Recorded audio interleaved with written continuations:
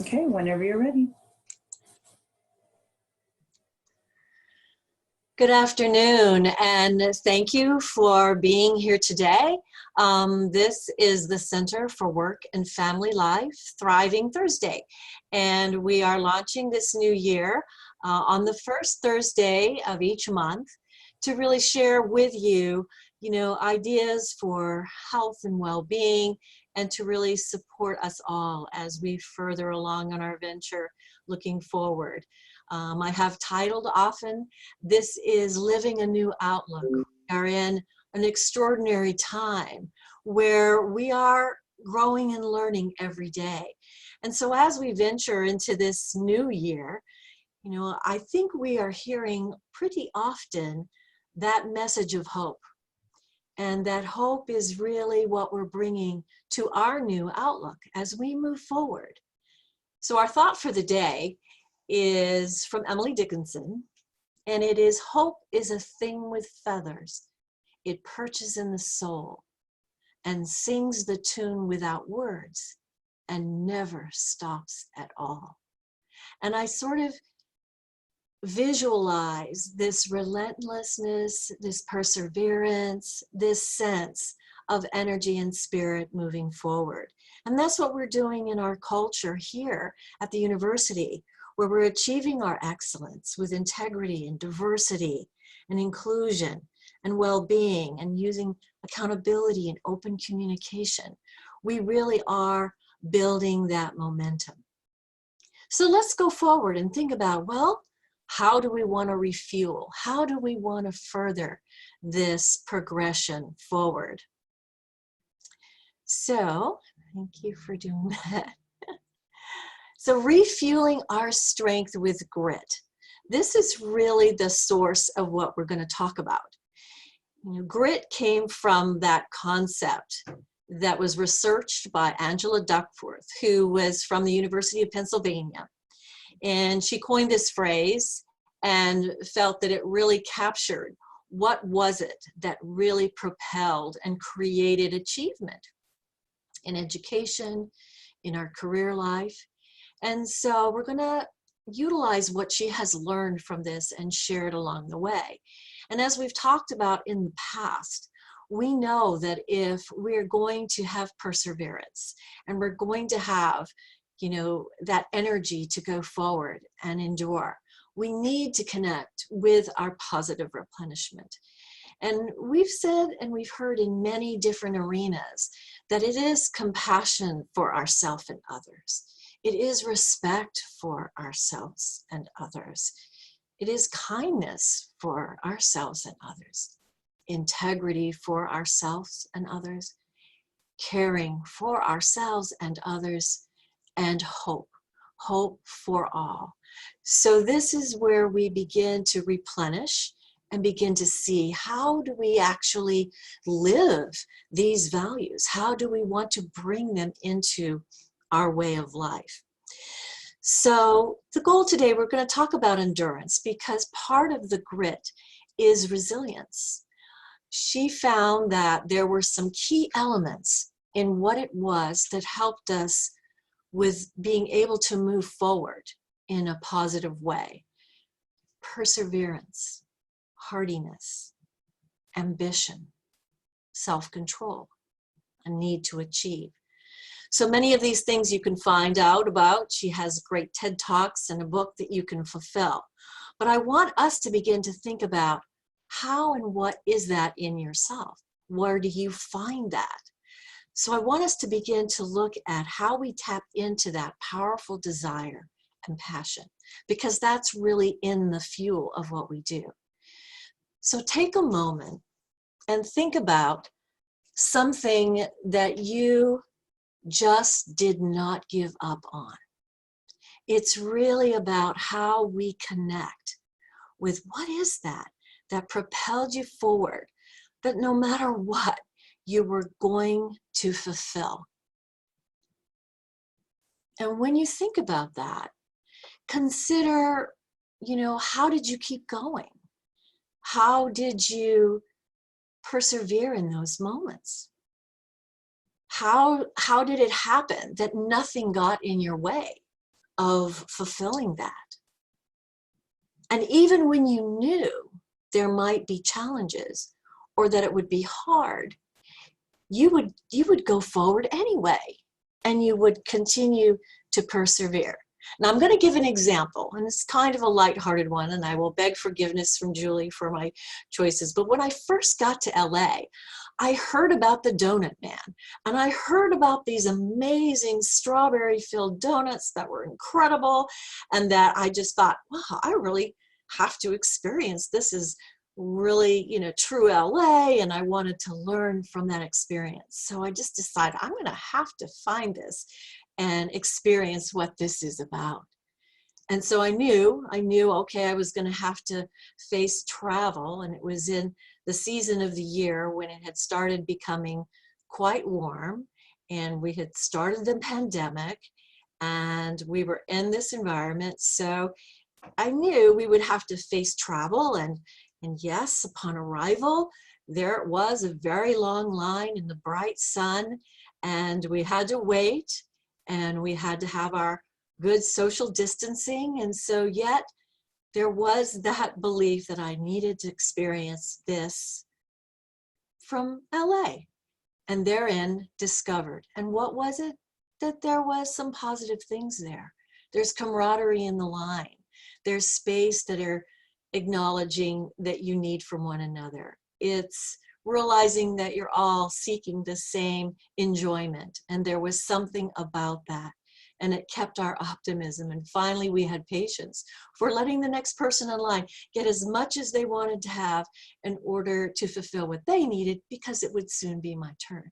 Now, this is sort of, a lighthearted example, but there are times when we just know that something we want to pursue, we want to go after. And therein is remembering that, we've done hard work before, and we've been challenged by circumstances and situations. And so we have achieved. So ultimately, it's really bringing about that growth mindset, that sense of, okay, I'm not there yet. I'm going to make it, and I will get through whatever it takes to do so. And this is really sort of the heart of what propels and grows that grit within. So think about it. Think about whether it's a marathon or boot camp or searching for a degree or fulfilling a new job. There is a passion inside that is being fulfilled. Bottom line, from Angela Duckworth's research, it's effort. It's willingness to put in the effort. So let's go forward. Much of what she was asked over the years was, well, is this something we just have, or can we actually grow it and cultivate it within ourselves? And her answer was yes. You absolutely can cultivate this kind of grit in your life.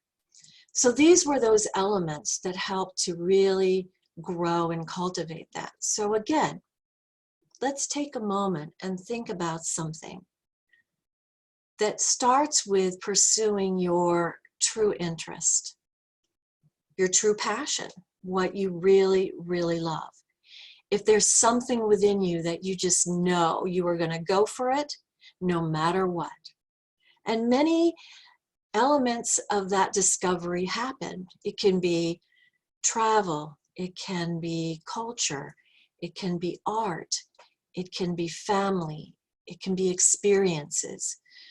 So knowing that within you, that just is an essential experience that you know you want to have.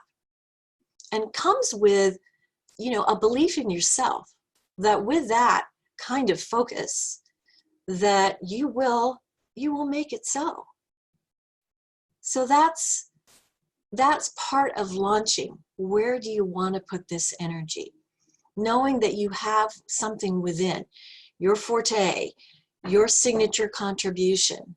My husband's a journalist, and many times when he's meeting people for the first time, he'll say, what is your gift to the world? What is it that you bring that's special and unique and something that you will have to move forward.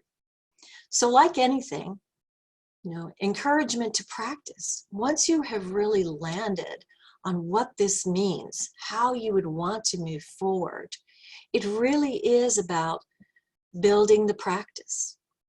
And just as a sidebar, oftentimes when we get into a practice, know that emotionally and neurologically, we are really gaining an attachment. We are gaining an attachment to something that's growing and creating from within.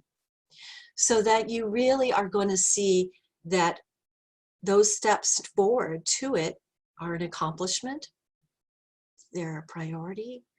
We begin to plan. And think of this in terms of, even if it were travel, a place you've always wanted to go, something you've always wanted to experience. So the actual moment of it is not just arriving, it's everything that goes along in creating that attachment to the vision of where that is going. So that learning is fun and it's exciting. And that's when we light up. That's when they say, this is activating the best of our neurochemistry. We are thinking and experiencing and anticipating something new. So these are ways in which we can cultivate and kind of grow that energy toward grit and endurance. So how does that further? Well, yes, we further with connecting to a higher purpose. If it were travel, we would be longing to experience something new, a new culture, a new visual experience, a learning of history, a connecting with people, connecting with something that you'd never experienced before.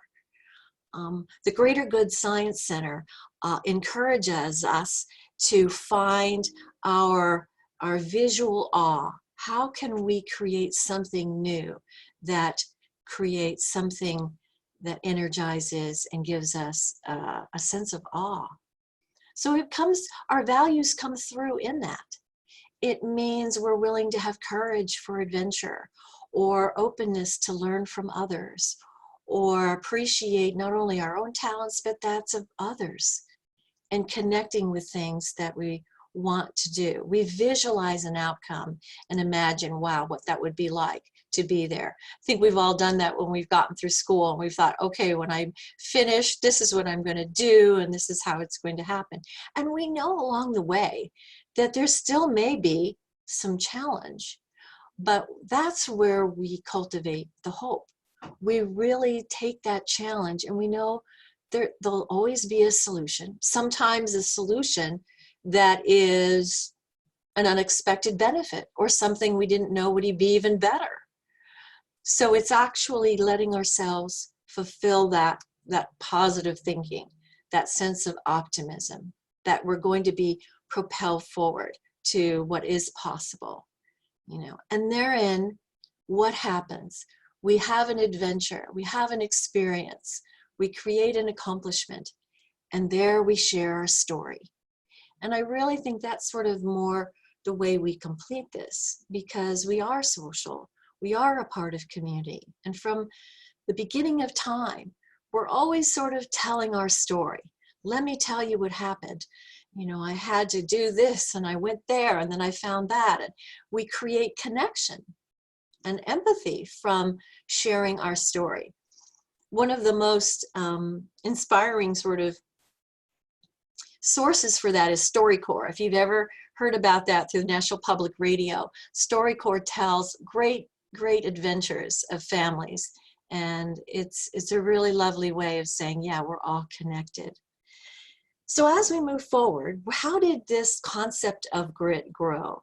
And other authors and other researchers came about after this and really said, yes, you can continue your growth in developing grit. This individual was doing a lot of research in the field of sports and coaching, and found that these were key elements in order to propel forward. And really, how much of this is very much the same language, the same values, the same intentions. We're coming up with really solid principles that we can just continue and apply in many, many areas. Oftentimes we wonder we're just going through something because it's the thing to do, but understanding your why. Why is it that that's something you really long to fulfill and want to pursue? That it really has that sense of greater good, purpose, and what you are after. That really a key element that you'll find in many, many arenas is how we talk to ourselves. How are we relating to ourselves? Are we keeping our encouragement positive? Are we beginning to be our own positive coach within to encourage? To be aware and conscious of our thoughts. Because it's not like we aren't going to have moments where we might catch ourselves thinking in one direction or another. But it's knowing that that becomes the challenge that we want to take on. To stay in the moment. To look for moments of positive experiences. You know, many times we're socially distant and we're not able, we're sort of longing for those times of gatherings and getting along. And sometimes we have to create sort of new, gentler, smaller ones. Maybe it's chatting with the person at the checkout stand, or helping someone in the grocery store, or it's looking at one another and just knowing, nodding, that we understand what this is like and we can relate to the experience. So those are those ways that we can create positive moments of connection everywhere we go. Again, knowing who you are, being authentic. I think there's wonderful practices for getting in touch with yourself and learning to let mistakes happen, that we learn from them, and then we let go. And we look at it as that growth mindset, that we're on the path, always continuing to improve. And this is one I hear a lot, you know, that what do we do when it feels like it's uncomfortable or it doesn't feel? And ironically, I think that's the sign that says positive growth is underway. If positive growth wasn't underway and if we weren't, you know, breaking ground in new places and new things, we wouldn't feel uncomfortable. We are. It's a natural developmental stage of where we are growing forward. So seeing it not as a negative, but as something that says, I'm growing, I'm doing something new, it's advancing forward. So with that, I'd like to sort of leave these concepts with you and venture into, you know, a bit of a summary for us now. This is an incredible month. It's Black History Month. We're seeing so many beautiful stories and representations of growth and perseverance and strength and courage in so many ways. And it is also our International Boost Self-Esteem Month. So actually these core elements really fit with what we want to see in our future as growing our own grit for endurance. And as again, as you see, the same messaging, you know, avoiding the self-talk that is negative or very critical, letting yourself be learning from everything that you do. Celebrate what you're good at, enjoy it, share it, celebrate what that is. And knowing that what you want to improve is a strength. When we do a lot of our coaching, we're looking at, you know, that trajectory toward where do you want to grow you? What do you want to feel better and stronger from within? So prep each day with positive energy, whether that's thinking, exercise, nourishment, you know, support, connection, and reading, and fulfill that whole side of yourself that is physical, mental, emotional, and spiritual. It's exercising is energizing. It does kind of boost us. our thinking, our oxygen. And when we set our goals, we can let every step along the way be that success toward that. And giving toward others is also a gift for self.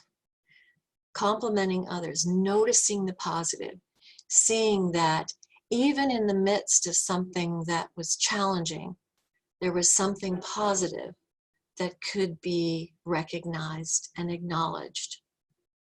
So we look for the best in others, because that is in truth what we would like to be seen for as well, the best of who we are. Take time to see your talents as treasures and how you protect them and how you nurture them.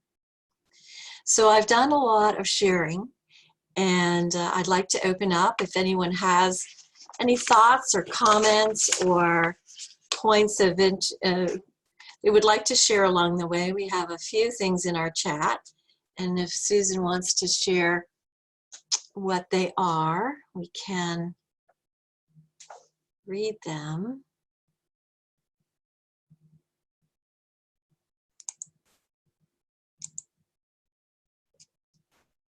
Okay.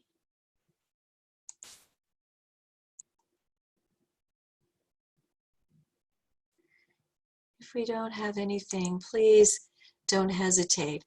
For my last slide, I'd like to just remind how we gain support for all of you, and that's a perfect question, and I can share that in our very next slide, because this is where we can offer, much support in many ways. The Center for Work and Family Life, and we offer the confidential counseling for all, and this means that we are licensed, we are preserving your privacy, we're preserving all of your need to make sure you have the most confidential and safe environment to share with whatever you may need.